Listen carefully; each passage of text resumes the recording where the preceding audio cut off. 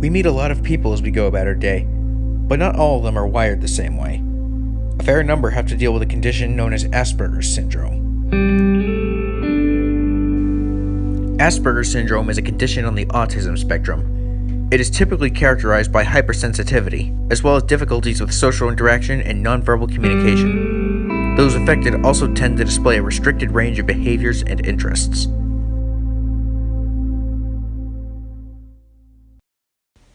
Asperger's syndrome was first characterized by an Austrian physician named Hans Asperger. During the time he discovered the patterns for this condition, the Nazis were currently in power. At first, upon discovering these differences in behavior, he assisted in euthanizing them. Over time, he began to observe several benefits to these differences. He would go on to emphasize these positive traits to prevent more of these children from being killed. Asperger's work caught the attention of an English psychologist named Lorna Wing. Wing introduced the condition to the English-speaking community by identifying cases that matched Asperger's report. She also looked further into the condition and made some corrections to Asperger's initial findings. For instance, where Asperger believed that the condition would be unrecognizable until age 3, Wing suggested that difficulties could also be displayed within the first 2 years of one's life. I was first diagnosed with Asperger's syndrome in 2004. My family and I have been learning about it and how to properly deal with the condition ever since. I remember starting to take medication in 3rd grade to help me stay focused on tasks, and my parents signing me up for a local gymnastics team to help with my physical coordination. I first noticed something was different about Andrew when he was very little, maybe like a year old, and he would line up all his crayons and he would line up all his little cars. And we just thought he was being precise and particular about his toys, but we came later to find out that is a symptom when they're trying to diagnose somebody with autism.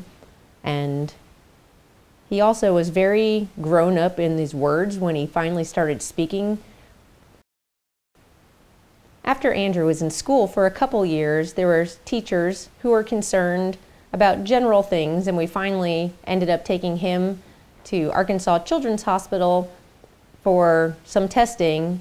But of course I had already got on the internet and looked a lot of things up, and when they said he had Asperger's syndrome, I was completely unsurprised because it was basically textbook to the symptoms that they talked about. While my family and I were the ones most affected, it was also a learning experience for my teachers, since for some of them I was their first student with Asperger's. Sean O'Kelly is a band director at Owasso High School, and I was his student for 5 years. So in my years as a teacher, I teach grades 6 through 12, and I've had students that have Asperger's at all age levels, and my experience with them varies a lot based on their age. And you think about lots of times society looks at societal behavior norms through the lens of society. And young kids, when you think about 6th graders, those bound in societal norms have not been established yet because kids are kids. And I find when I have students that have Asperger's, of course, in the school process, you receive a 504 or an IEP for a student in that situation. And many times I'm surprised when I get the 504 or the IEP for an Asperger's student because they're just a kid. And in an activity-based class such as band that I teach, a lot of it is not just a matter of sit down, do your homework, turn it in, that sorts of things. It's very activity-based, it's very project-based, very scaffolded. And students with Asperger's tend to do really well in those experiences because it's their first experience in a structured activity during the school day. Most of school before 6th grade band is sit at your desk and conform to whatever norms have been established for the classroom. Well, the classroom norms in an activity class are do things. And frequently I find young students particularly, they're just so happy to be a part of something that's different. There's a wide variance of student response to that, and so in 6th grade I don't really see a huge difference because the bound-in norms of society are not as defined with young students. As students progress to high school, I think my attitude and my experience is influenced a lot by the fact that we start teaching these kids in 6th grade and then they continue in our class, and so as they grow up, we grow with them, or as we continue, they grow up. While my peers and instructors were understanding, I still had my fair share of problems in high school. In high school, sometimes he would have problems with long-term projects because Asperger's involves executive function, which sometimes there will be a deficit in planning, long-term planning, and breaking down a larger task into smaller parts.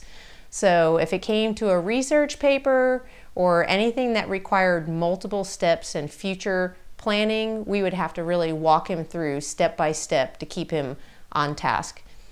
His other problem would be sometimes is just following all of the directions instead of part of the directions, which would result in grades that looked either like 100 or 0. It was sort of all or nothing.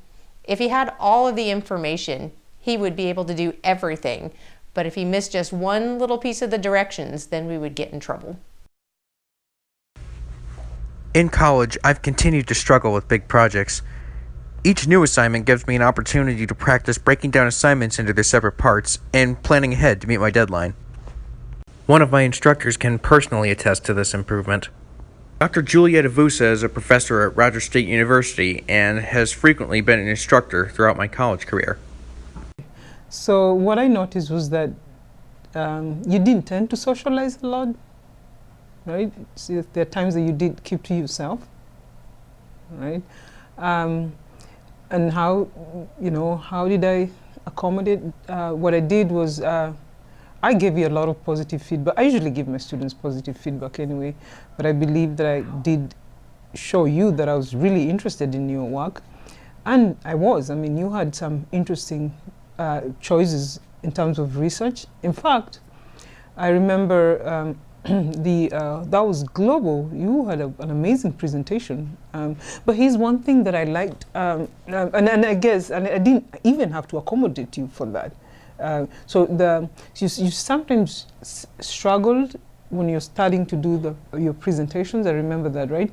And then somewhere along the way, you would actually sort of get better.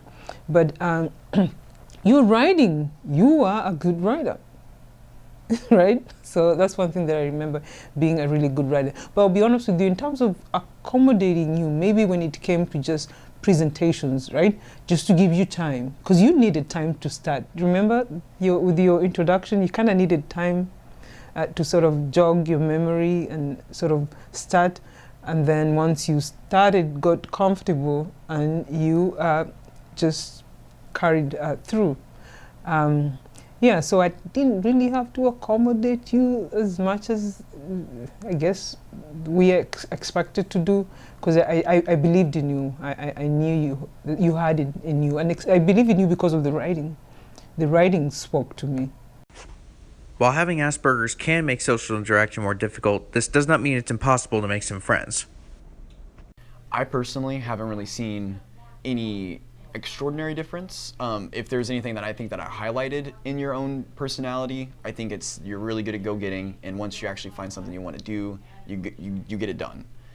The hardest part, maybe if there are some disadvantages, I would see maybe more prolonged on starting it out if you're not as comfortable with it, like an actual subject, or if you need some more answers to actually go on forward, then you'll ask them, but it takes time. So after it does actually, once you get the role going, once you get started, I think it's a really good outcome.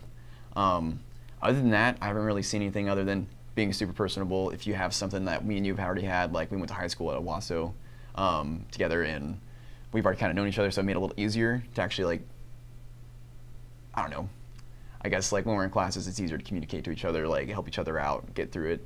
And if we're needing some help, I'll ask you, you'll ask me, vice versa. And it's really cool to know that there's somebody that's either able to do that for you or looking out for you in general. But you've always been there for me too. We've had audio prod, we've had multiple classes, and over those classes you can always see the first person to ask a question. It's not just Andrew, but he's got a good question, and it's like, well, it pertains to everybody as well as your own future projects, and that's definitely, at least like I said, highlighted in your own life. Many with Asperger's wouldn't consider pursuing a communications degree.